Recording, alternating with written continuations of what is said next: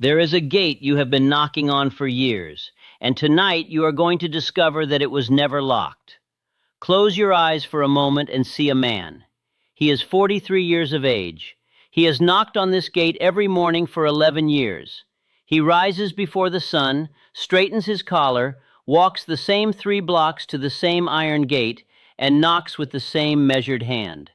He does not pound, he does not demand, he knocks, politely, hopefully, with the patience of a man who believes that the gate belongs to someone else, and that someone else holds the key. He waits. He does not receive an answer. He walks back home. He sits at his table. He eats his breakfast. He tells his wife that he tried. And she believes him, because she loves him, and because he has knocked for 11 years and she cannot find it in herself to call 11 years of knocking a failure. So she does not. And so neither does he. What this man has never understood, what no one in his life has ever told him, what the schools he attended and the churches he sat in and the newspapers he read throughout those 43 years never once revealed, is that the gate swings inward. It does not require a key held by another. It does not require permission from the world outside. It requires only that you stop knocking outward, reach within yourself, and push. Push with decision. Push with the force of a man who has decided, not merely hoped, not merely wished, not merely knocked, but decided that he will enter. And the moment that decision forms inside a man with the heat and the clarity of a burning coal, the gate swings open. It has always swung open. It was waiting for his decision, not his persistence in the wrong direction. I have stood in rooms with men whose names are carved into the stone of American history. I have sat at the table of Andrew Carnegie and watched him speak about the laws of the mind with the same precision that a mathematician speaks about the laws of numbers. I have observed Thomas Edison stand surrounded by 10,000 failed experiments and declare with the certainty of a prophet that he had not failed once because he had discovered 10,000 ways that did not work and was therefore 10,000 steps closer to the way that did. I have watched Henry Ford look into the eyes of every engineer who told him his engine was impossible and say without raising his voice that it would be built because he had decided it would be built, and that the decision of a man with faith cannot be undone by the opinion of men without it. And from all of these men, from decades of study and conversation and observation, I extracted one law that sits above all others. One principle that, when understood, changes the nature of everything a man sees, hears, and builds. The law is this: failure is not a condition that the universe imposes upon you. Failure is a thought that you accept, rehearse, and ultimately manufacture into physical reality. It is not delivered to you. It is built by you. Built by the thought patterns you maintain, by the fears you feed, by the indefiniteness with which you approach the question of your own life. And therefore its opposite, the condition that men call success, that men call achievement, that men call greatness, is equally not delivered to you. It is equally built by you, built through the precise application of laws that have governed human achievement since the first fire was struck from the first stone by the first man who refused to believe that darkness was permanent. Tonight, you are going to learn those laws, not as suggestions, not as inspirational concepts to be admired from a distance and then folded away like a beautiful piece of paper that is never used. You are going to receive them as laws in the same way that the law of gravity is a law, operating whether you believe in it or not, operating in the dark as surely as it operates in the light, operating on the sleeping man as certainly as it operates on the waking one. And when you understand them in this way, when you stop asking whether they might work and begin asking only how precisely to apply them, the gate that has always been before you will swing inward, and you will walk through. The average mind, and I say this not with cruelty, but with the unflinching precision of a surgeon who cannot heal without first correctly identifying the wound. The average mind is a mind that has been given its thoughts by others. From the first day a child opens his eyes in this world, the world begins furnishing his mind. Parents furnish it with their fears. Teachers furnish it with their limitations. Friends furnish it with their mediocrity. Newspapers furnish it with catastrophe. And the child, because he does not yet know that he has the right to refuse what is furnished, accepts it all. He stores it. He organizes his understanding of himself and of the world according to these furnished thoughts.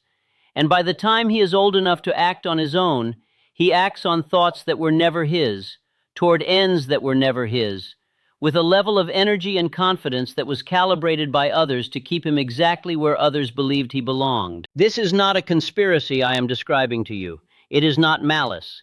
It is simply the inheritance of unexamined limitation, passed from one generation to the next, with the same unconscious certainty with which a man passes his eye color or the shape of his hands.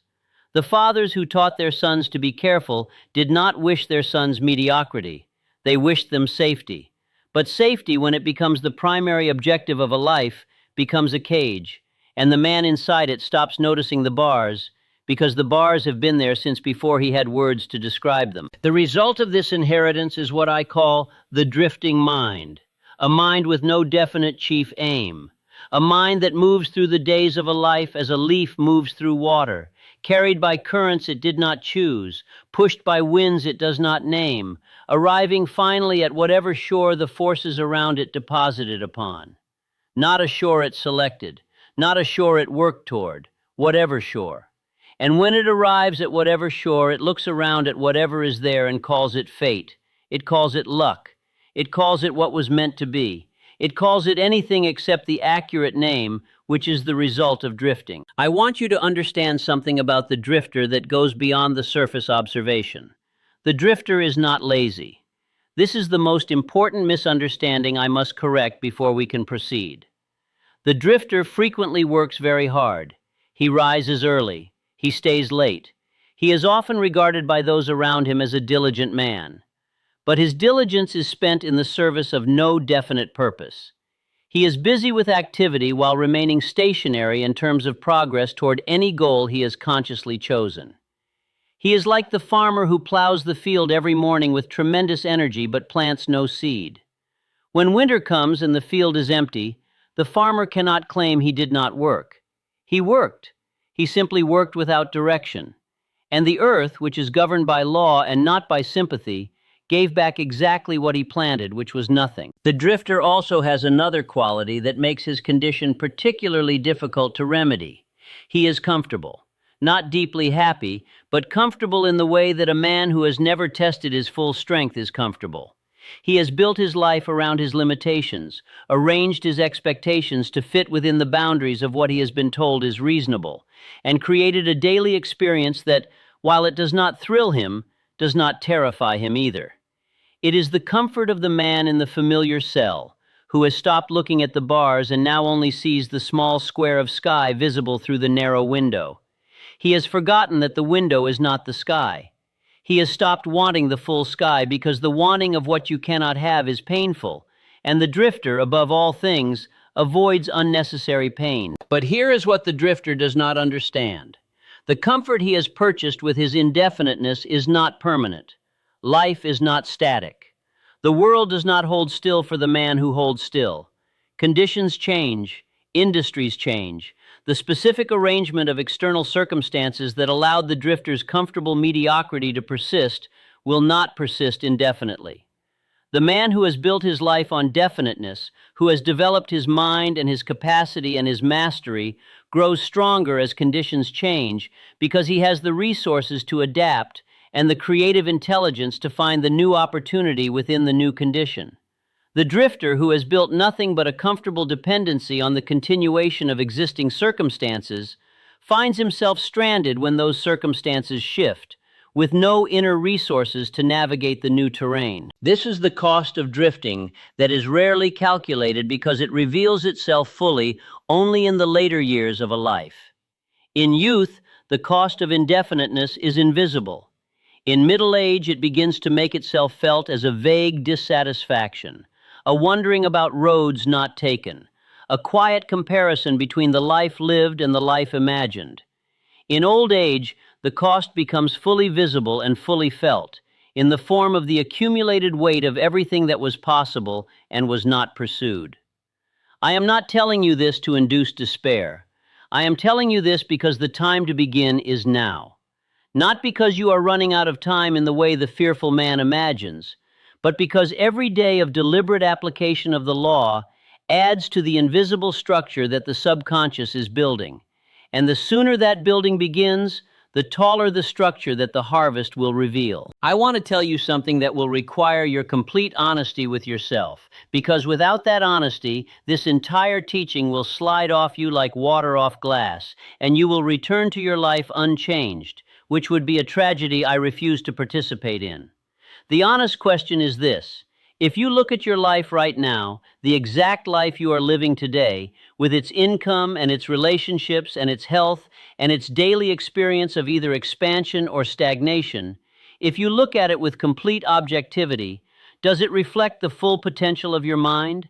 Does it reflect the life of a man who has applied every law available to him with deliberateness and precision? Or does it reflect the life of a man who was furnished his thoughts by others and accepted those thoughts without examining them, who moved through the days without a definite chief aim, who knocked on the gate of his own destiny from the outside without ever understanding that the mechanism of entry was on the inside? I am not asking this to shame you. I am asking it because the man who cannot accurately diagnose his condition cannot change it. The physician who refuses to name the disease cannot treat the disease. And the name of the condition I am describing, the condition from which the majority of mankind suffers without ever identifying it, is mental indefiniteness. It is the absence of a definite chief aim. It is the habitual allowance of other people's thoughts and other people's fears and other people's definitions of what is possible to occupy the throne of a mind that was built to be a palace and has been used as a waiting room. Now hear me on this next point very carefully, because it contains the most important and the most liberating truth that I documented in 40 years of research. The average man, the man living below his potential, the man who has accepted the furnished thoughts of a world that did not know his capacity, that man is not deficient in intelligence. He is not deficient in capacity. He is not deficient in the raw material of greatness. He is deficient in one thing only: the deliberate organization of his mind around a definite purpose. And that deficiency can be corrected. It can be corrected by anyone. It can be corrected by you. It can be corrected beginning in this moment. Because the moment you know the law and decide to apply it, the law begins to work in your favor, and it does not stop. Thomas Edison understood this with a clarity that separated him from every other mind of his generation. When I was granted the extraordinary privilege of speaking with Edison, I asked him how he accounted for his unbroken record of achievement in the face of failures that would have destroyed the spirit of any ordinary man. Consider for a moment what the accumulation of 10,000 experiments that did not produce the desired result would do to the average man's faith. The average man, after the 100th experiment, would begin to doubt. After the 500th, he would begin to despair. After the 1,000th, he would conclude that he had been wrong about the destination, and he would change destinations. And in changing destinations, he would have abandoned the very path that the next experiment would have opened.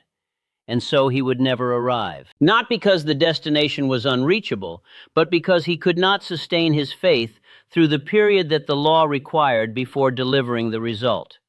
Edison sustained his faith through 10,000 experiments, not because he was immune to doubt, but because his definite purpose was stronger than his doubt, and his understanding of the principle that persistent organized effort directed by faith must eventually produce its equivalent result was more real to him than the apparent evidence of the incomplete experiments around him. He told me something I have carried every day of my life since. He said that a man who knows exactly what he wants and has made an unalterable decision to obtain it has already won half the battle, because the knowing and the deciding throw open the channels through which the infinite intelligence flows. The experiments, he said, were not failures. They were answers. Each one told him something. Each one refined the direction. Each one brought him closer, because each one emerged from a mind that was pointed with absolute precision at a fixed destination. Compare this to the man who tries a thing, finds it difficult, and concludes that difficulty means impossibility. This man has allowed the result of one experiment to define the limits of his entire future. He has looked at a single data point and called it a complete data set. He has confused a detour with a dead end. And having confused them, he stops. He sits down where the detour began. He builds a small life at the detour.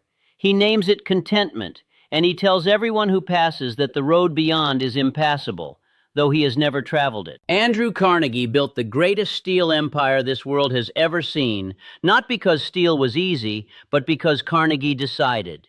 He made a decision with the full power of his mind, a decision that had no room in it for the alternative of failure.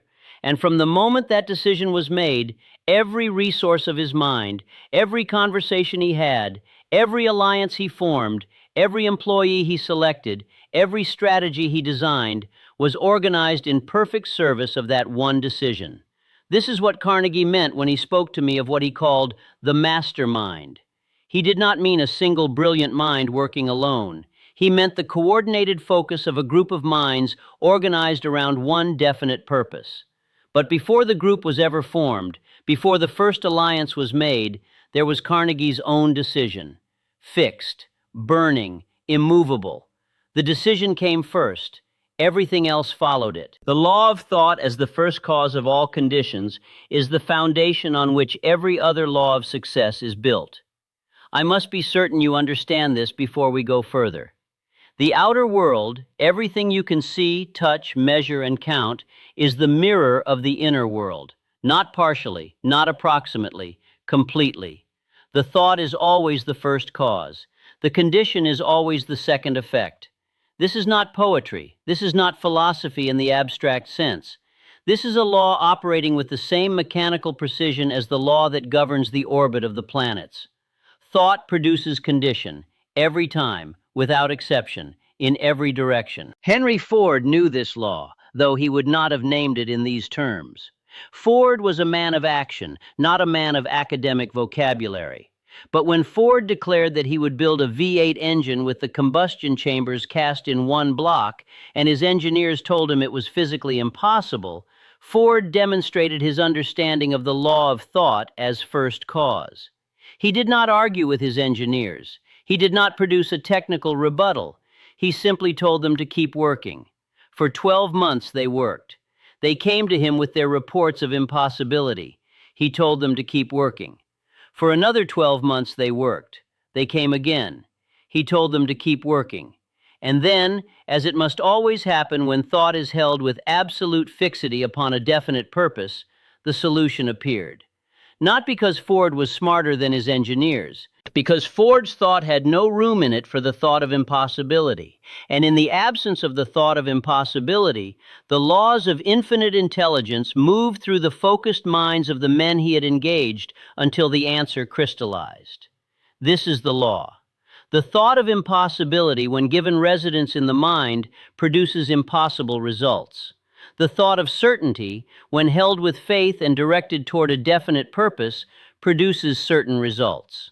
The outer world obeys. It has no choice. It is a mirror. It shows you what you show it. Say these words aloud right now. Do not read them, speak them. Feel them move from your lips into the air and back into your ears. That return journey is the mechanism of autosuggestion. The subconscious receives what the voice declares with emotion. So declare with everything in you, I am a thinking, creating being, and my thoughts are the first cause of everything in my life. I take full authority over the thoughts I allow to live in my mind. I dismiss every thought of limitation, impossibility, and doubt, not because I deny reality, but because I know that my thought creates my reality, and I choose with complete deliberateness what I create. My outer world is a reflection of my inner world, and I am building my inner world with care and precision. Every thought I hold with faith becomes a physical fact in time. Every image I hold in my mind with emotion becomes a blueprint that my subconscious constructs into being. I am the thinker. I am the builder.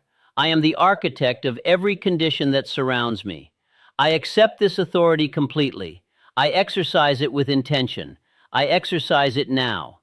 My thought is powerful. My faith is real. My purpose is fixed and burning, and I will not be moved from it by doubt, by fear, by the opinion of others who have not yet discovered what I now know. The law is on my side. The law has always been on my side. I am working with it deliberately from this moment forward, and I will never return to the life of the drifter because I have seen the alternative, and the alternative is mine. Now let those words settle into the deepest part of your mind. Do not argue with them. Do not question them. The subconscious does not require your logical approval. It requires your emotional repetition. Give it that, and it will build what you have commanded. Now I want to speak to you about definiteness of purpose, which is the master key to individual achievement. This is the principle Carnegie told me was responsible for more wealth created in America than any other single factor. Not capital, not education, not inherited advantage, not genius. Definiteness of purpose. The decision, made with the full force of the mind, that one specific thing shall be achieved, and the absolute refusal to accept any outcome that falls short of that achievement. There is a critical distinction I must draw for you here, because the failure to understand it has cost more men their destinies than any external force in history. The distinction is between wishing and deciding. Wishing is the activity of a mind that would like a thing, but is unwilling to organize itself completely in pursuit of it. Deciding is the activity of a mind that has chosen a thing, and in the choosing has already begun the invisible construction of it. Wishing produces nothing because the subconscious mind, which is the builder of all conditions, does not respond to wishes. The subconscious responds only to commands delivered with emotional conviction. A wish is a request. A decision is a command. The subconscious obeys commands. It ignores requests. I want to tell you about Edwin C. Barnes because his story is the clearest illustration of definiteness of purpose I have ever documented. Barnes arrived in the offices of Thomas Edison with no money, no influence, no prior relationship with Edison, and no qualifications that any conventional thinking person would recognize as relevant. What Barnes had was a decision. He had decided, not wished, not hoped, not wondered, but decided that he would become the business partner of Thomas Edison. He told Edison this. Edison, who understood the power of a made mind better than almost any man alive, recognized in Barnes's eyes and in his voice the quality that separates the man who achieves from the man who does not. It was not confidence exactly, it was something more precise than confidence. It was certainty that had been manufactured internally through an act of pure decision. Edison gave him a chance, not the opportunity he wanted at first, but a chance. Barnes took it. He served in a minor capacity. He waited, not passively, not hoping something would fall toward him, but actively, with the inner certainty that the alliance he had decided upon was already forming, and that time was simply the medium through which it was becoming visible. And when the opportunity arrived, when the moment came that required a man who believed completely in a product that the rest of the sales force dismissed, Barnes was ready because he had never stopped being ready. He became Edison's partner. He built a fortune. He did it starting from nothing but a decision held with absolute certainty. I want you to sit with the Barnes story for a moment longer, because it contains within it something that most men miss on the first reading. Barnes did not merely want to become Edison's business partner. He did not add it to a list of things he would like to have if circumstances cooperated. He burned for it. The wanting was not comfortable. It was not the mild, pleasant hoping of a man who would be happy to receive a thing, but would be fine without it. It was the consuming, organizing, directing, burning desire of a man for whom the thing desired had become the entire architecture of his inner life. He could not think without it. He could not plan without it. Every day that passed without its achievement was a day in which the desire intensified rather than faded. This is the quality of burning desire that I describe in my teaching, and this quality is not accidental. It is manufactured. It is manufactured through the deliberate practice of autosuggestion, through the daily repetition with emotion of the clear statement of the thing desired, until the subconscious mind registers it not as a wish, but as an already existing fact that the physical world has not yet caught up with. This is the extraordinary mechanism that most men never activate. They want things, but they want them at the level of the conscious mind, which is the evaluating mind, the comparing mind, the mind that knows what it currently has and measures the distance to what it wants and finds the distance discouraging. The subconscious mind, the building mind, the mind of infinite creative capacity, does not operate at this level. It operates at the level of the image held with faith. And the man who delivers to his subconscious the image of his definite purpose, held with the emotional conviction of a thing already achieved, has given his subconscious the only instruction it needs. The subconscious then works, through the night and through the day, drawing toward the man everything required for the physical manifestation of the image it has received. Barnes gave his subconscious that image. He held it with that conviction. The subconscious delivered. The law is reliable. It will deliver for you as it delivered for Barnes if you give it what Barnes gave it, which was a decision held with absolute certainty and repeated with absolute emotional conviction until the building was done. This is the pattern. This is always the pattern. The man who achieves first forms the image in the mind, holds it with faith, and refuses to accept that the image will not become real. Then the law goes to work. Then the resources appear, the people appear, the opportunities appear, organized not by coincidence but by the principle of cosmic habit force, drawing toward the fixed thought everything required for its physical manifestation. Faith is the element that most men misunderstand, and therefore most men lack. They think of faith as a feeling that descends upon certain fortunate people by inheritance, by grace, by luck of spiritual birth. They speak of faith as though it is a gift distributed unevenly, given freely to some and withheld from others, and that those who do not feel it must simply accept its absence. This understanding is catastrophically wrong. Faith is not a feeling that arrives from outside. Faith is a manufactured certainty that is produced from inside through the deliberate, repeated application of a specific practice that I call autosuggestion. Autosuggestion is the agency of communication between the conscious mind and the subconscious mind. It is the mechanism by which the thinking mind gives commands to the building mind, and it works through one channel only, the channel of repetition combined with emotion. The subconscious mind does not evaluate the truth of what you send to it. It does not deliberate. It does not exercise discernment. It does not ask whether the instruction you are sending is reasonable or possible. It accepts what is given to it with emotional conviction and begins immediately to build toward that instruction. This is both the most powerful and the most dangerous fact about the human mind, because it means the subconscious is building your life right now according to the instructions you have been sending it, whether those instructions were chosen consciously or absorbed unconsciously from the world around you. The practice of autosuggestion that I prescribe is precise. It must be practiced twice daily, once upon rising and once upon retiring, at the moments when the boundary between the conscious and subconscious minds is thinnest. It must be spoken aloud, not read silently, because the voice creates a second channel of input through the ears. It must be repeated with genuine emotion, because emotion is the activating ingredient that causes the subconscious to register an instruction as a command rather than a passing thought. And it must be specific, not "I want to be successful." Specific, the amount of money you intend to accumulate, the specific service you intend to render in exchange for it, the specific date by which you intend to have it, and the specific plan by which you intend to proceed. This specificity is not arbitrary. The subconscious mind is the most powerful manufacturing intelligence in the universe, but it requires a precise blueprint. You would not hand a master architect a description that said, "I want something big and nice," and hope he builds the home of your dreams. You would give him plans, measurements, materials, specifications.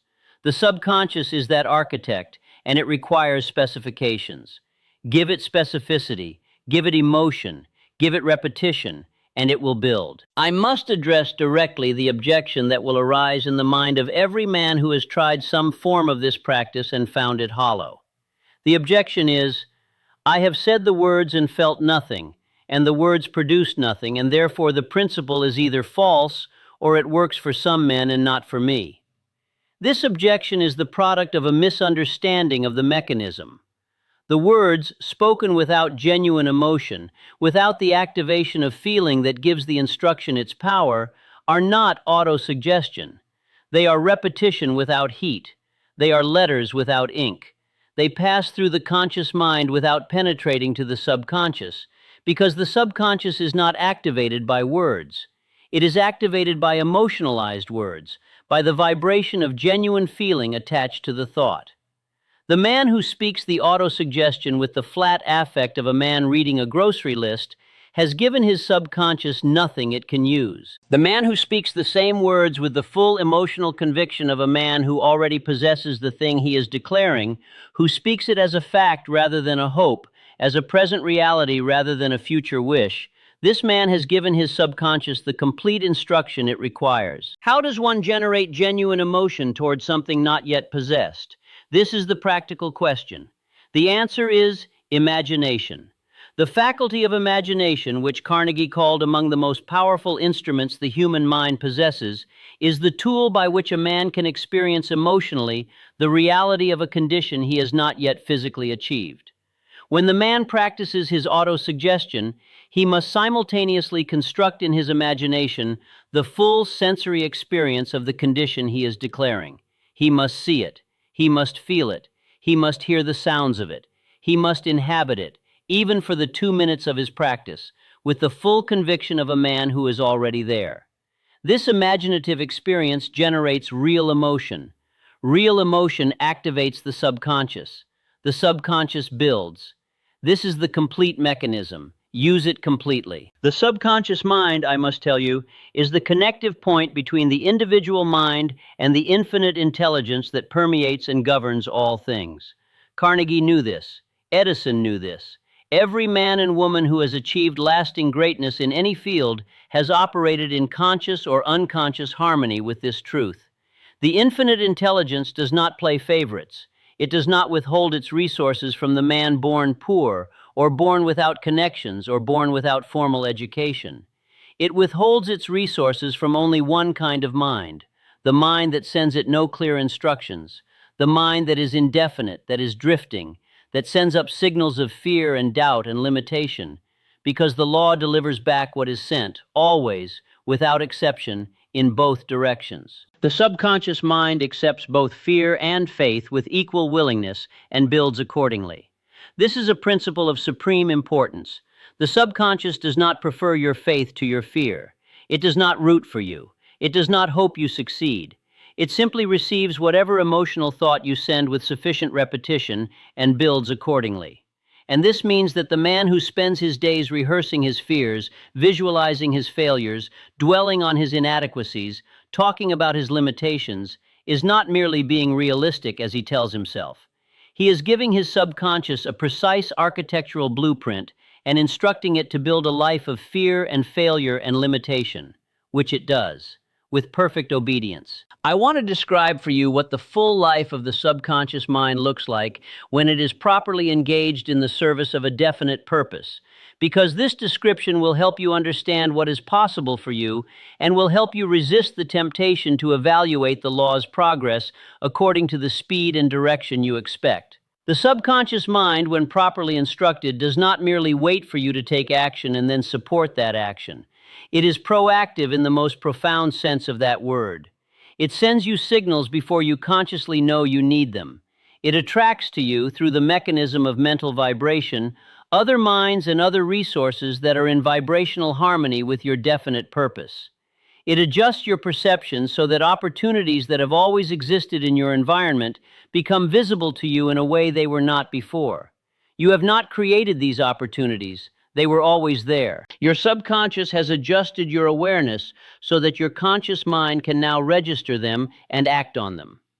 This is the phenomenon that men call being in the right place at the right time. It is not luck, it is law. The man with a fixed, definite purpose and a properly instructed subconscious seems to be lucky because opportunity appears to find him with unusual frequency. He has aligned himself with a frequency of awareness and attraction that makes the relevant opportunities impossible to miss. The undirected man, the drifter, passes through the same environment, past the same opportunities, meeting the same potentially transformative people, and registers none of it, because his subconscious has received no instruction about what to look for, what to notice, what to draw toward him. He passes through the world of opportunity without seeing it, not because the opportunity is absent, but because the receiver has not been tuned to the frequency on which it broadcasts. This is the hardest truth for most men to accept because it places the entire responsibility for every condition of their lives squarely and immovably upon their own shoulders. No one else to blame, not the economy, not the family they were born into, not the breaks that never came. The condition is the built result of the habitual thought, every time, without exception. And the moment a man accepts this truth fully, the moment he stops looking outward for the cause of his condition and looks inward, is the moment he becomes, for the first time in his life, genuinely powerful. Because he has found the lever that controls everything. The lever is his thought. The lever has always been his thought. He simply did not know he was operating it. Now I must perform for you one of the most important services I can render in this instruction. I must introduce you to the 6 ghosts of fear, name them by their true names, strip away the costumes they have been wearing, and equip you with the law that destroys each one permanently. The first ghost is the fear of poverty. Do not underestimate it because it sounds simple. The fear of poverty is the most common and the most destructive fear that inhabits the human mind. It does not announce itself honestly. It does not come to a man and say directly, "I am the fear of poverty, and I will destroy your initiative and your self-reliance and your enthusiasm and your imagination and your tolerance and your decisiveness and your ambition." No, it comes wearing a reasonable costume. It comes dressed as prudence, as caution, as practicality. The man who refuses to attempt a new business because it might fail does not tell himself he is afraid. He tells himself he is being smart. The man who stays in the job he hates for 20 years because of the pension does not tell himself he is paralyzed by the fear of poverty.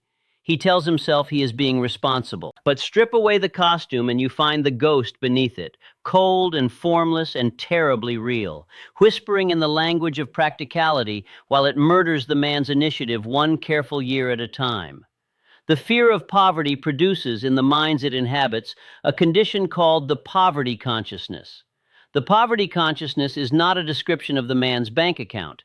It is a description of his habitual thought about money, about abundance, about his own worth and his own capacity. The man with the poverty consciousness thinks about what he cannot afford, what he cannot do, what he does not have.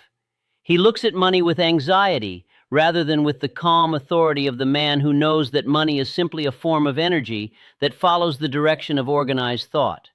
And the subconscious, receiving these thoughts of lack and anxiety and limitation hour after hour, day after day, year after year, builds a life that perfectly reflects them. The law that destroys the fear of poverty is the law of service combined with faith.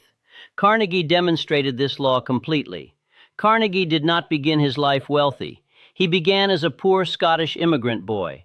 But Carnegie understood, by instinct and then by deliberate application, that a man who dedicates himself to the provision of extraordinary service, who gives more than he is paid for, who commits himself to the creation of genuine value for others, sets in motion a law of compensation that is as certain and as immovable as the law of gravity. The money follows the service. The abundance follows the genuine provision of value. The man who fears poverty focuses on what he might lose. The man who understands this law focuses on what he can give, and in the giving, he activates the law that makes scarcity impossible for him. Say this now. Speak it with conviction, and let it enter the subconscious as command. I am not afraid of poverty because I understand that my wealth is determined by the value I create, and the value I create is limited only by my decision to create it, and my decision is made, and it is permanent. The second ghost is the fear of criticism. This ghost is perhaps the most socially accepted of all the 6, because the man it inhabits can always find company among those who share it. The fear of criticism destroys individuality. It destroys initiative. It destroys the willingness to attempt great things, because great things always look foolish before they succeed. Ford looked foolish. Edison looked foolish. Lincoln looked foolish. Every man who has ever built something that did not yet exist looked foolish to those who could only see what already existed. The great man pushed forward anyway because his vision of what he was building was more real to him than the opinion of those who could not see it. The fear of criticism comes from the childhood experience of being laughed at, of being corrected, of being told you were wrong or insufficient or presumptuous. It was installed in most men very early, and it has been maintained and reinforced by every group they have belonged to since, because groups, by their nature, apply pressure toward conformity, and the great man cannot conform and remain great.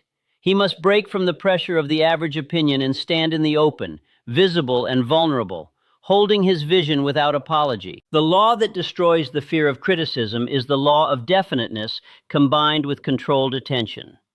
When a man knows precisely what he is building and holds his attention upon it with discipline, the opinion of critics becomes irrelevant information, not because he does not hear it, but because it has no power over the direction of his attention.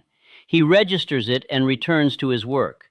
Lincoln registered the criticism of every enemy and every doubter and every man who said he was too tall, too awkward, too poor, too uneducated, too soft, too slow, too gentle to lead a nation.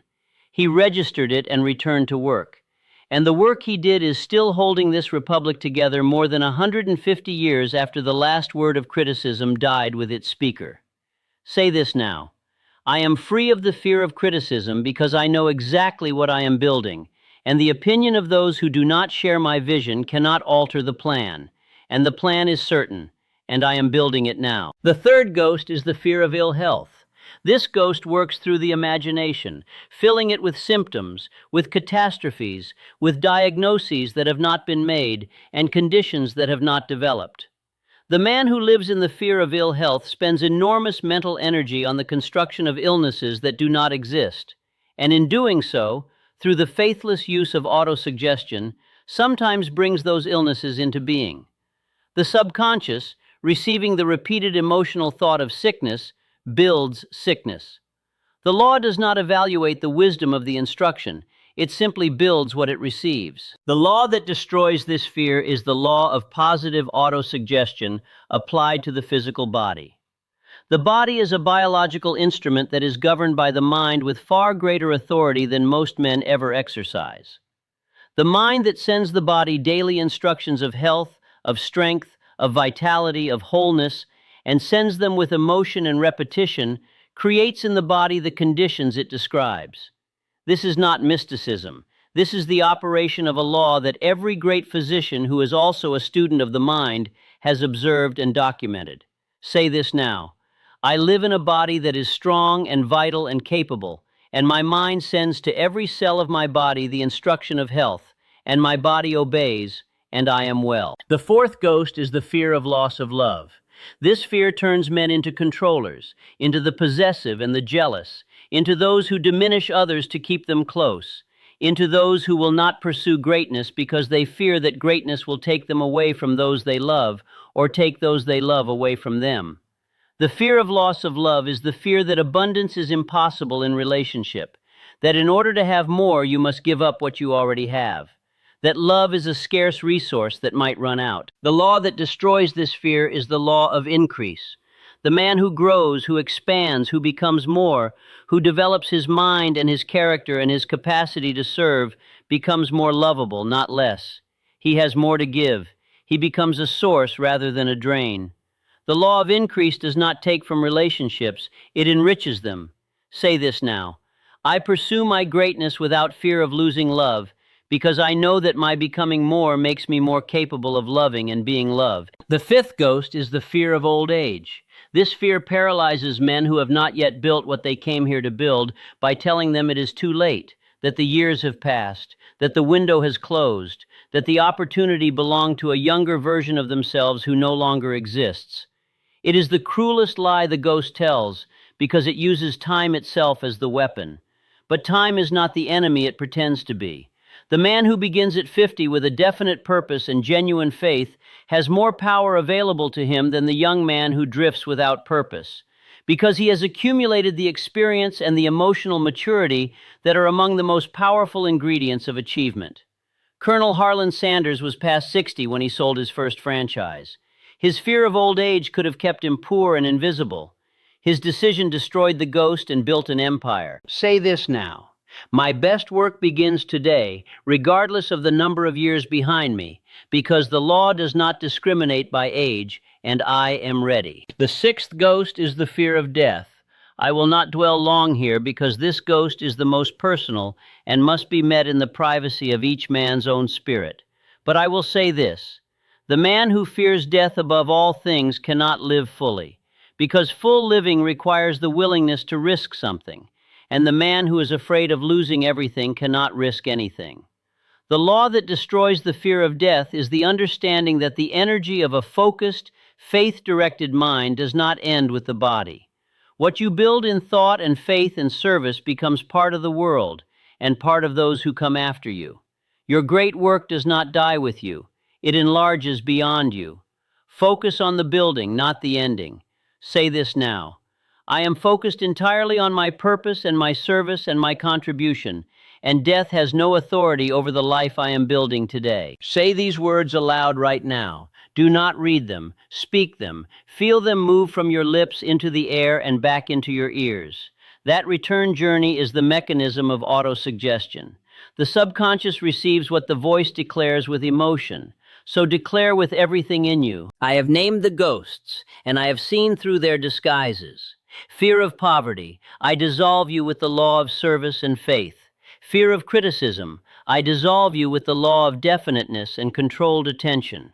Fear of ill health, I dissolve you with the law of positive autosuggestion and the authority of my mind over my body. Fear of loss of love, I dissolve you with the law of increase and the knowledge that my growth creates abundance for all I love. Fear of old age, I dissolve you with the certainty that the law does not discriminate by years, and my purpose is alive and active today. Fear of death, I dissolve you with the understanding that my work and my faith create a contribution that exceeds the limits of this body. I am a mind of faith and purpose operating in a body that serves that purpose, and I am free of every ghost that has ever inhabited this mind. Free completely, free now, free permanently. The ghosts are named, and named ghosts lose their power. I know what they are. I know where they came from. I know the law that destroys each one, and I apply those laws beginning in this moment. Now let those words settle into the deepest part of your mind. Do not argue with them. Do not question them. The subconscious does not require your logical approval. It requires your emotional repetition. Give it that, and it will build what you have commanded. No man rises to the condition of true greatness, operating his mind in isolation. This is the principle Carnegie called the mastermind, and it is among the most powerful and least understood of all the principles I documented in my study of achievement. Carnegie himself credited the mastermind with the greater portion of his fortune. He did not attribute his success to his own brilliance alone. He attributed it to the coordinated application of many minds organized around one definite purpose. His own mind directing the alliance, the other minds contributing their specialized knowledge, their energy, and their faith. The mastermind is not merely a committee. It is not a collection of people who meet and discuss and report and return to their separate activities unchanged. The mastermind is a spiritual alliance, meaning that when two or more minds are brought together in a spirit of harmony and directed toward a single definite purpose, a third and greater mind is formed between them that has access to resources and ideas and creative solutions that none of the individual minds could generate separately. This is not a metaphor. This is the description of a law. Carnegie observed it operating in every great industrial enterprise of his era. He told me that no man who attempted to reach the heights of achievement alone, without forming some version of this alliance, had ever succeeded on the scale that the man who understood and applied the mastermind principle achieved. The implications of this principle are immediate and practical. The man who isolates himself, who guards his ideas from others for fear of theft or ridicule, who refuses to share his vision and enlist the minds and the energies of others in its pursuit, has cut himself off from one of the primary channels through which infinite intelligence delivers the resources of achievement. He is working at a fraction of the power available to him. He has a single candle when the law has placed a floodlight at his disposal. Charles M. Schwab understood this. Schwab was one of Carnegie's greatest finds precisely because Schwab had the gift of harmonizing minds, of creating in the people around him the enthusiasm and the cooperative spirit that multiplied the productive power of every team he led. Carnegie paid Schwab more than any other employee in American industrial history at that time, not because Schwab knew more about steel than anyone else, but because Schwab understood the mastermind principle and could activate it in others. Who are the minds you need in your alliance? You must think about this with the same deliberateness you bring to every other aspect of your definite purpose. You need minds that complement your weaknesses. You need minds that bring knowledge you do not have. You need minds that will hold the faith with you when your own faith is tested, because the faith of an ally can sustain your purpose through the moments when your personal faith wavers. You need minds in harmony with your spirit and your intention, and you must offer to those minds something of genuine value in exchange for their participation, because the mastermind operates on the law of compensation, giving and receiving in equal measure, and the man who asks for alliance without offering genuine value in return has misunderstood the principle entirely. Let me describe for you in more precise terms what happens in the mental realm when a true mastermind is formed. Carnegie explained this to me in a conversation I have thought about nearly every day since it occurred. He said that when minds are brought into harmony around a definite purpose, something happens between them that is greater than the sum of them. A vibration is set up, he said, a mental vibration of a higher frequency than any of the individual minds is capable of producing alone. And it is at this higher frequency that the connection with infinite intelligence is made most clearly and most productively. The ideas that come through this connection, the solutions, the creative innovations, the strategies, are not ideas that any single mind in the mastermind could have produced on its own. They are the product of the alliance itself. They flow through the alliance the way electricity flows through a completed circuit. And the greater the harmony and the more fixed the definite purpose of the alliance, the more powerful the current. This is why Carnegie assembled not just competent employees, but a specific kind of people. People who could achieve genuine harmony of purpose, genuine alignment of spirit with the objectives of the enterprise. Technical competence was necessary but not sufficient. The ability to harmonize, to subordinate personal agendas to the collective purpose, to hold faith even when individual circumstances might counsel doubt. This was the quality Carnegie valued above all others, and for which he paid above all others. Schwab had this quality in abundance. Schwab could walk into a room of men whose faith had been tested by difficulty, and through the power of his personality and his own unshaken belief, re-establish the harmonic vibration that the difficulty had disturbed. This was worth more to Carnegie than any technical skill Schwab possessed, though Schwab possessed many. The harmonic vibration of the mastermind was the source. Everything else was downstream from it. The law of cosmic habit force is the governor of all habits, all patterns, all conditions that persist over time.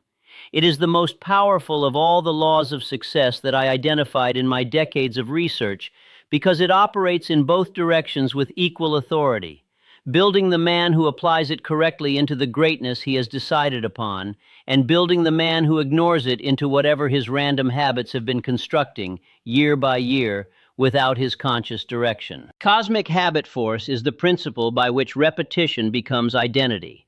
Every action you take repeatedly becomes, over time, a habit. Every thought you think repeatedly becomes, over time, a belief. Every belief you hold becomes, over time, an identity. And your identity is the single most powerful determinant of what you will and will not accomplish in your life. Not your education, not your connections, not your starting point, your identity. Because your identity defines what feels possible to you, what feels natural to you, what feels like the kind of thing you would do, and what feels like the kind of thing someone like you would never attempt. The great secret that cosmic habit force reveals is this: you can redesign your identity deliberately. You do not have to remain the identity that was constructed by the random habits of your past. You can choose a new identity, the identity of the man who has definiteness of purpose and burning desire and faith and organized planning and persistence. And you can install that identity through the deliberate repetition of thought, word, and action until the new pattern is established and the old one is dissolved. This is not comfortable. Changing a deep identity pattern is among the most difficult things a human being undertakes, but it is governed by a law, and the law is reliable. And the law says that what is repeated with sufficient emotional conviction becomes the new reality of the subconscious. And the subconscious then creates the outer conditions that match the new identity. It has no choice. It is a builder. It builds what it is given. I want to describe for you the precise mechanism by which cosmic habit force operates, because understanding the mechanism will help you apply it with greater precision and greater patience. The mechanism works in 3 stages. The first stage is the stage of conscious effort. In this stage, the new thought pattern or the new action pattern requires deliberate, effortful, conscious application. It feels unnatural. It feels forced.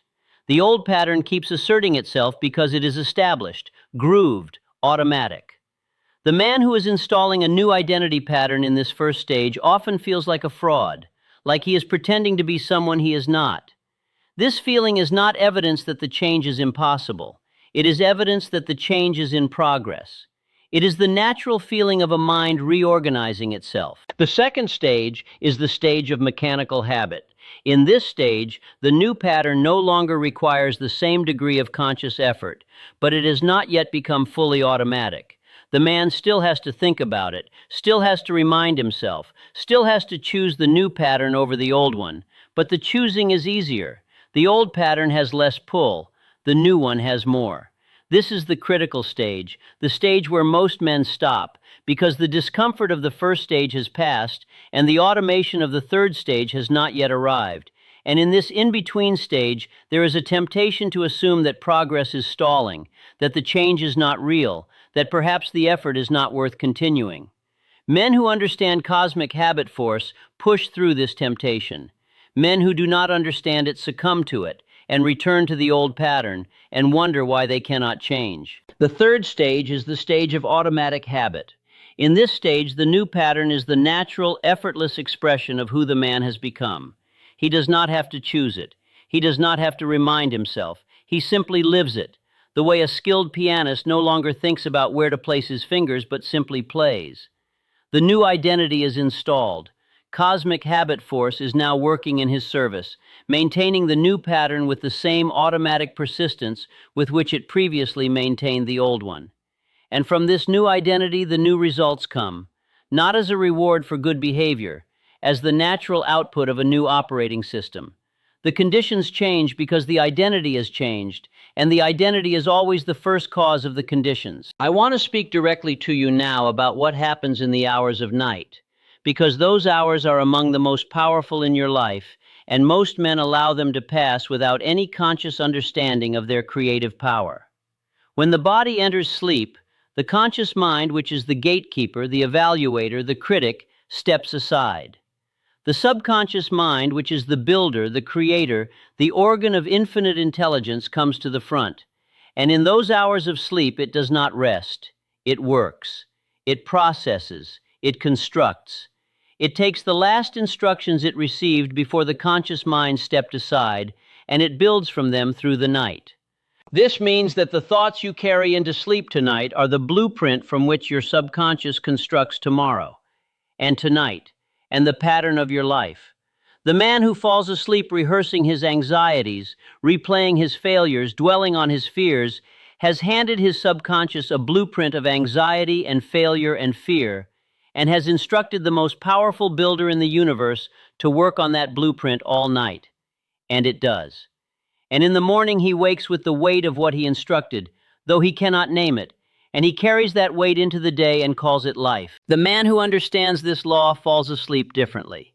He takes into sleep one precise, clearly stated, emotionally charged thought of his definite purpose, his burning desire, the specific achievement he has decided upon. He holds it in his mind with faith. He allows it to be the last conscious thought of the day, and his subconscious receives that instruction and works on it through the entire night, drawing from the resources of infinite intelligence every creative solution, every connection, every pathway between where the man is and where he has decided to go. The man wakes with ideas he did not have the night before. He wakes with clarity. He wakes with the sense, which is not sentiment but the receipt of actual instruction from his own subconscious, that something important is moving in the direction he has commanded. Say these words aloud right now. Do not read them. Speak them. Feel them move from your lips into the air and back into your ears. That return journey is the mechanism of autosuggestion.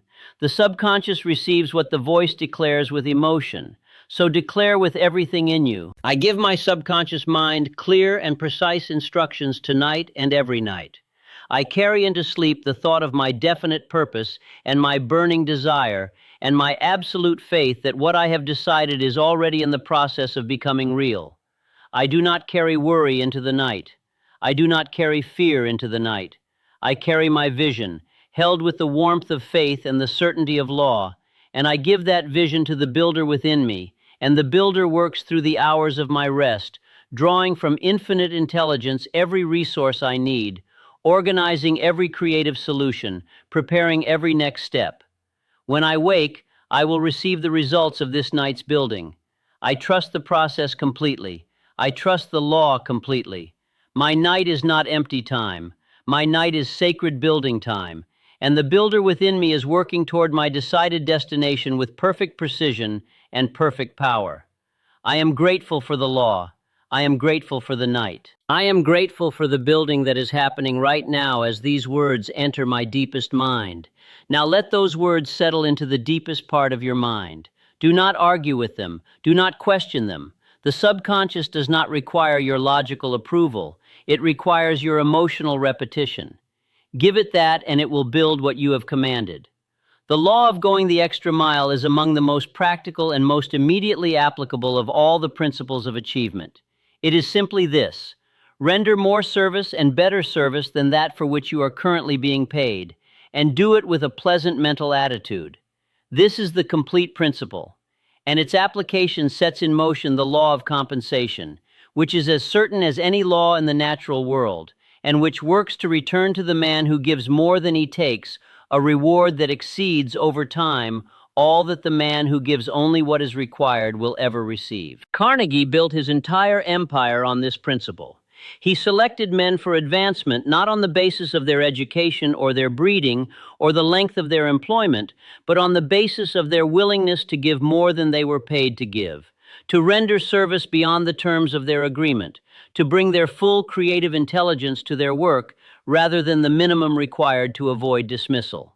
He called this quality the habit of going the extra mile, and he told me it was the single habit that most reliably identified the men who would become great from the men who would remain ordinary. I want to speak plainly to you about why most men refuse to go the extra mile, because if you understand the reason, you can dissolve it, and the dissolving of this one refusal could change the trajectory of your entire financial life. Most men refuse to go the extra mile because they have accepted a transactional model of work and of life.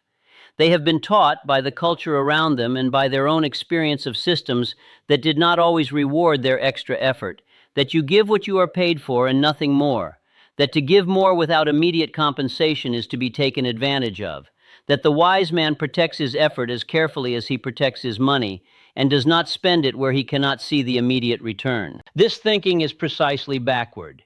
It confuses the law of compensation, which is a long-term law, with the transaction, which is a short-term exchange.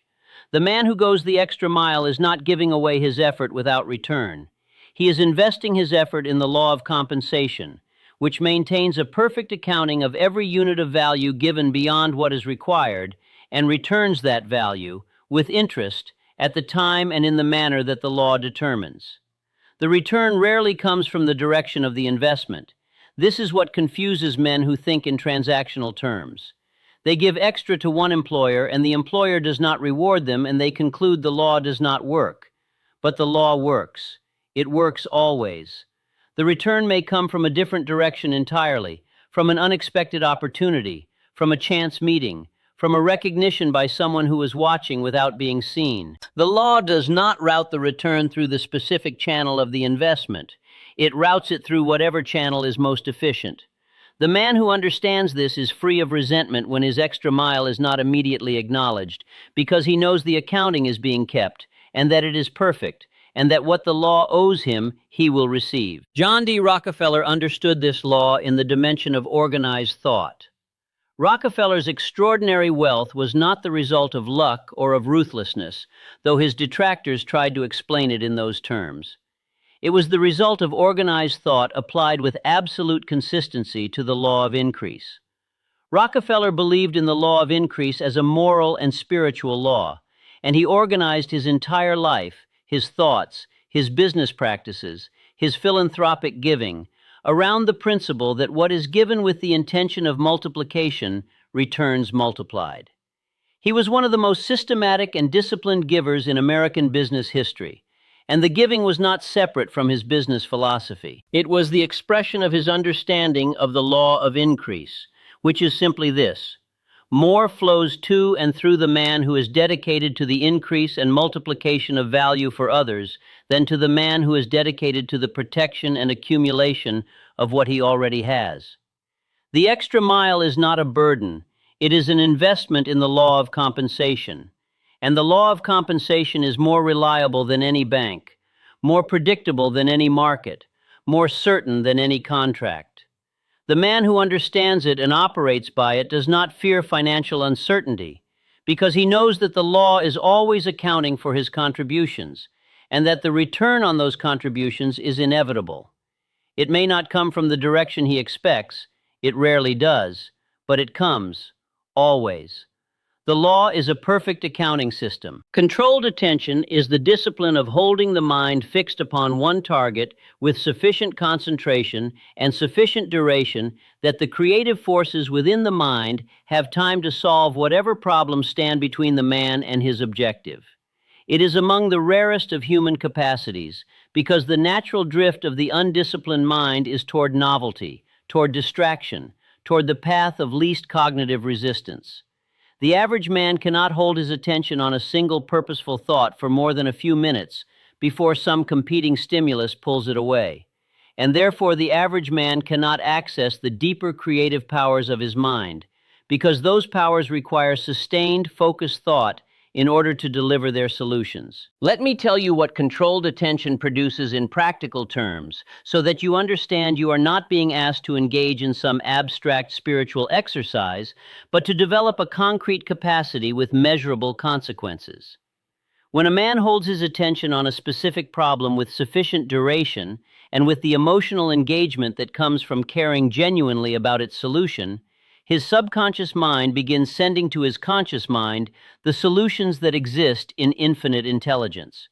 These solutions arrive as what most people call intuition, or inspiration, or a good idea that came out of nowhere. They did not come from nowhere. They came from the alignment between a focused conscious mind and the limitless creative resources of the subconscious mind's connection to infinite intelligence. The focused conscious mind creates the channel. Infinite intelligence fills it. The idea arrives.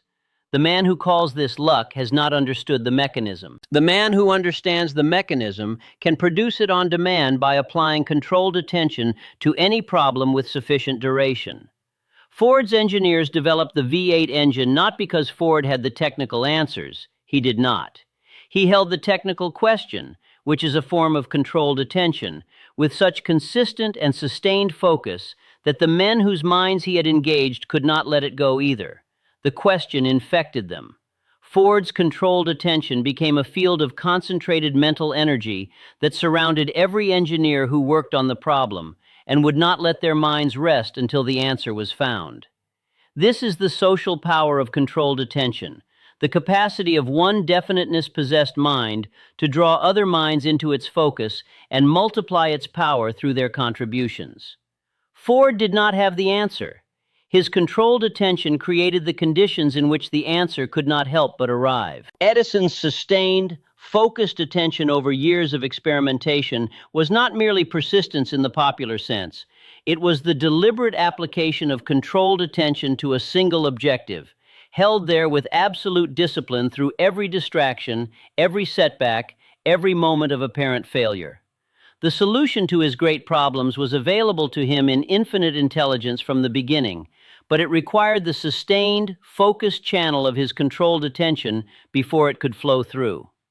The man who cannot control his attention cannot receive the solutions that infinite intelligence stands ready to deliver, because the channel is always open, but the receiver must be pointed and held. In the modern world, the destruction of controlled attention has become a cultural project, though no one named it as such. Every device, every notification, every bite-sized piece of fragmentary content is training the human mind toward shorter and shorter periods of sustained focus.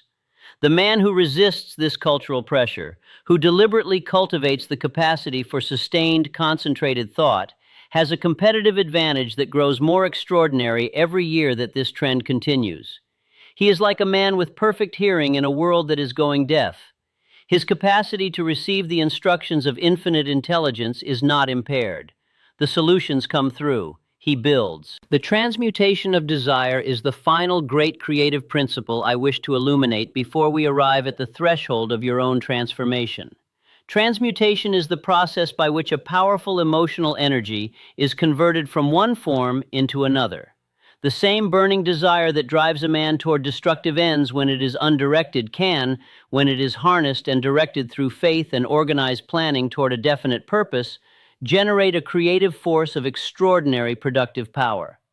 The energy of desire is the fuel, faith is the engine, organized planning is the map, and the definite purpose is the destination. The man who has a burning desire but no faith converts that desire into anxiety. He wants intensely, but he believes in his wanting's impossibility, and the result is a kind of torment, the torment of the man who can see clearly what he wants and equally clearly cannot imagine having it.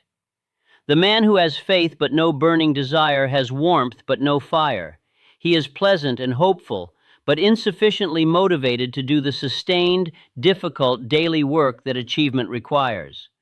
But the man who has both, burning desire and genuine faith, organized into a definite purpose with a specific plan, this man has in his hands the formula that Carnegie identified as the source of every great industrial achievement in American history. I must tell you about the role of organized planning in the process of transmutation, because desire without a plan is only energy without direction, and energy without direction is wasted in all directions equally, producing nothing of consequence. The organized plan is the channel through which burning desire flows toward its physical equivalent. It does not have to be a perfect plan. It does not have to be the final plan.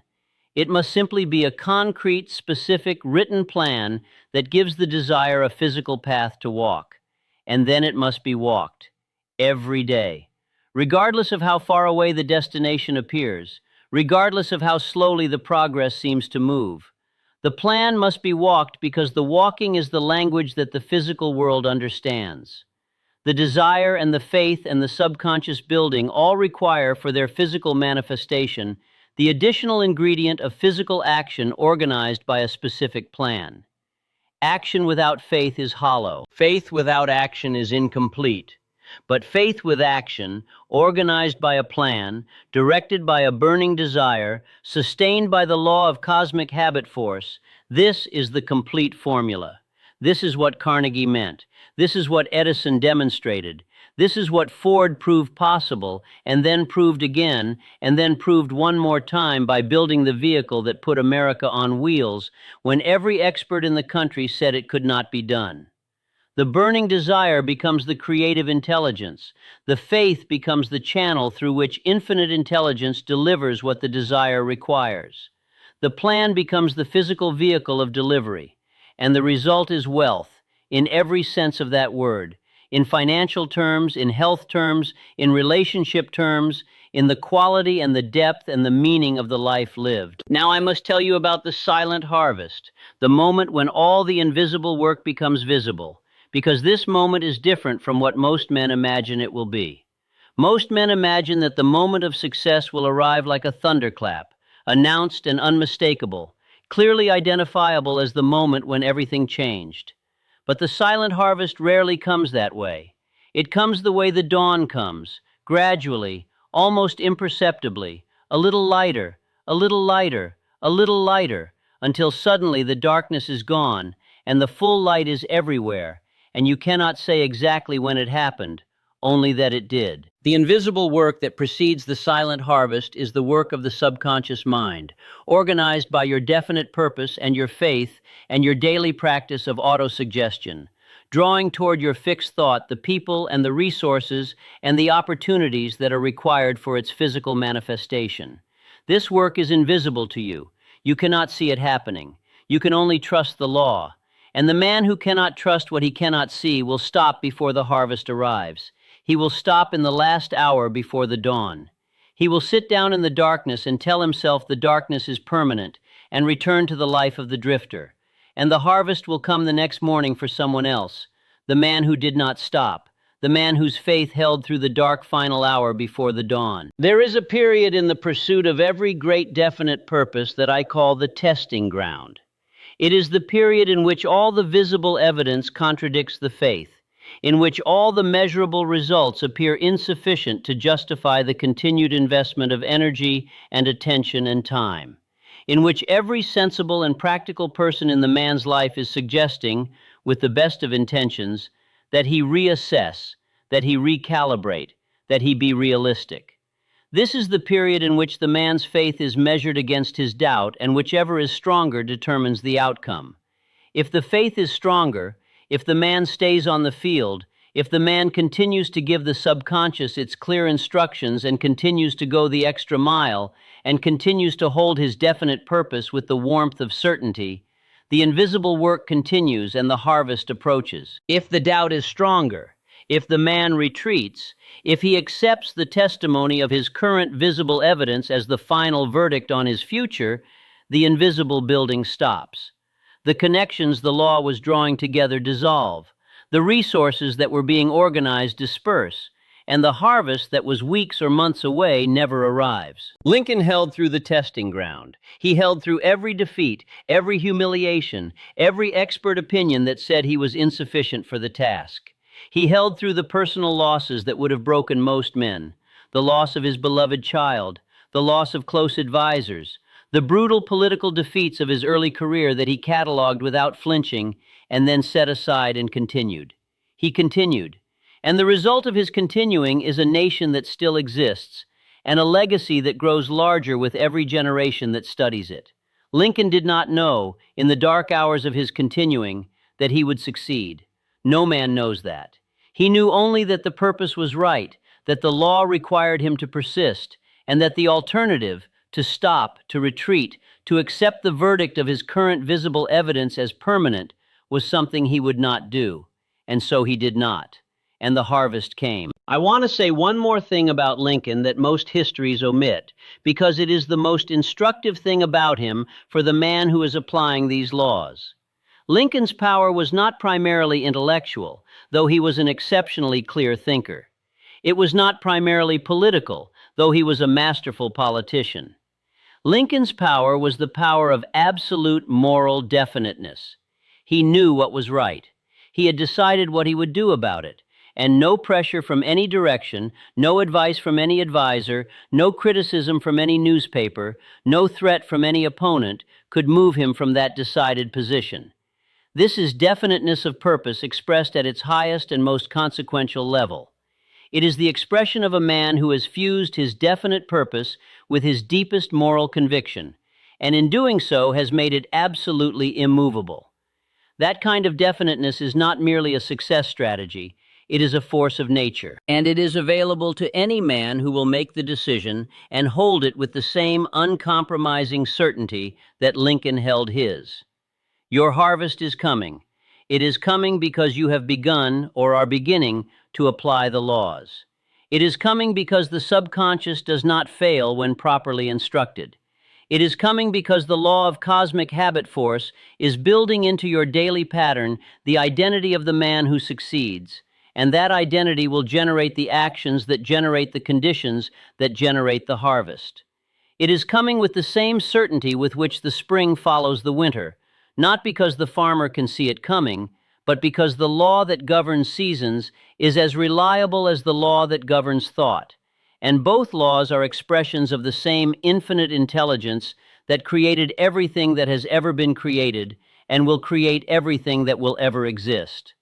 Trust the law. Work the law, live the law, and the harvest will come. Your only obligation is to keep working, keep believing, keep giving more than is required, keep holding your definite purpose in your mind with faith. Keep your subconscious supplied with clear and emotionally powerful instructions. Trust the law in the darkness as you trust it in the light, and never, under any circumstance, for any reason that the world or your own doubt presents to you, stop building. The man who knows the law cannot fail, because failure is not a product of the law. Failure is a product of ignorance of the law, or of the violation of the law through fear and doubt and indefiniteness. But the man who knows the law and applies it with precision has placed himself in alignment with the creative force of the universe. He is not pushing against the current, he is moving with it. And a man moving with the creative current of the universe is not in danger of failure.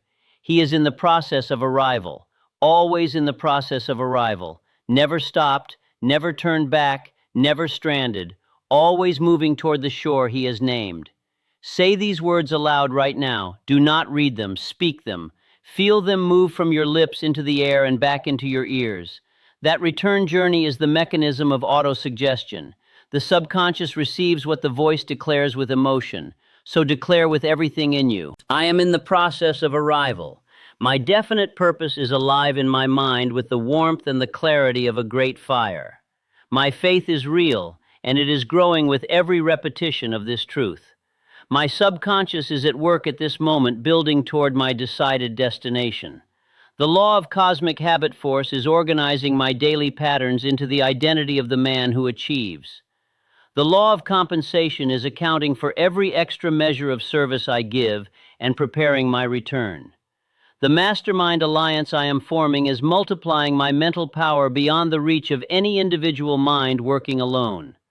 The 6 ghosts of fear have been named and dissolved, and they no longer hold any authority over the direction of my thought. I am aligned with the infinite intelligence that has created everything that has ever been created, and it is working through me, with me, as me, building what I have decided to build, building what I deserve to build, building it now, building it without stopping, building it toward the silent harvest that is already approaching from the direction of my faith.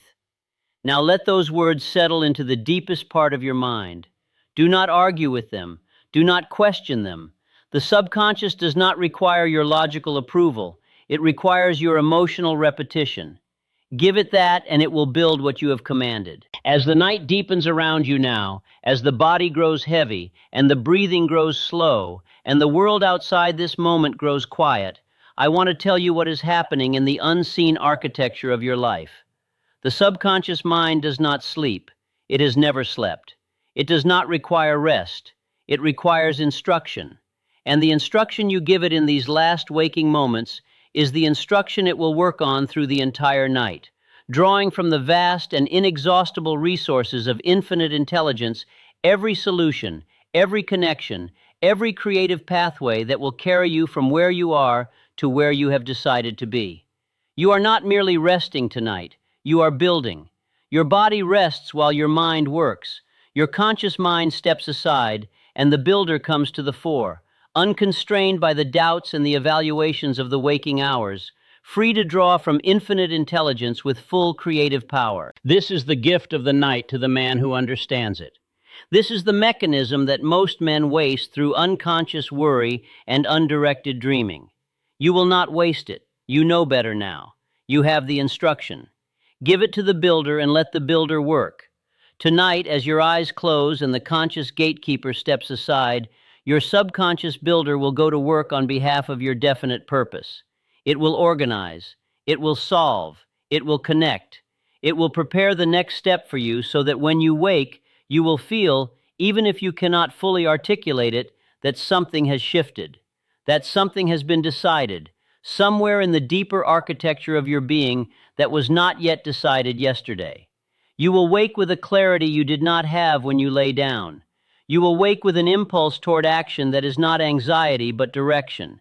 That is the subconscious delivering the results of its night's work. I want you to take one thought into sleep with you tonight. One precise, clear, emotionally charged thought. Let it be this: I act as if failure is impossible because for the mind that knows and applies the law, failure is impossible. Say it to yourself now, quietly and with complete conviction. I act as if failure is impossible, because for the mind that knows and applies the law, failure is impossible. Say it again, more slowly, more deeply, as if you are speaking it into the foundation of everything you will build. I act as if failure is impossible, because for the mind that knows and applies the law, failure is impossible. Say it one final time in the voice of the man you are becoming, the man who has already crossed the threshold, the man who stands on the shore he named. I act as if failure is impossible, because for the mind that knows and applies the law, failure is impossible. Let the body rest. Let the conscious mind release its grip on every fear, every doubt, every unresolved question. Let it rest. The subconscious does not need it tonight. The subconscious needs only the instruction you have given it, and you have given it the finest instruction a man can give. The thought of his own invincibility, held in the language of law, delivered with the warmth of faith. That instruction is enough. It is more than enough. It is the seed of a harvest that will continue to grow as long as you continue to plant. The morning is coming. Your harvest is coming. The gate swings inward. It was never locked, and now you know how to open it. Now speak these final commands. Speak them with the full authority of the man you have decided to become. Speak them as the closing declaration of a transformation that has already begun and cannot be reversed. I am a mind of definite purpose and burning desire, and my purpose is fixed, and my desire is real, and I will not be moved. I act as if failure is impossible because I know the law, and I apply the law, and the law does not fail. I go the extra mile in all that I do, and the law of compensation is accounting for my service, and my return is certain. I give my subconscious mind clear and powerful instructions every day and every night, and it builds what I have commanded without hesitation. I have dissolved the 6 ghosts of fear from my mind, and I operate in the full creative freedom of a mind that fears nothing and builds everything. I am forming and strengthening the mastermind alliances that multiply my power beyond the limits of any individual mind, and I offer genuine value to every mind I invite into my alliance. I am arriving. I have always been arriving. The law has always been on my side, and now I know it. And knowing it, I can never return to the life of the drifter, because the drifter does not know what I know, and what I know has changed everything. Go now into your night, and into your morning, and into every day after this one, as a man who has been shown the law and has decided to obey it. Carry your purpose like a flame in your chest. Let nothing extinguish it. Let nothing redirect it. Let no ghost of fear slow your step or dim your vision. The law is your foundation. Faith is your fuel. Your definite purpose is your destination, and you are already on your way. Failure is impossible for the man who knows the law and has truly decided to live by it.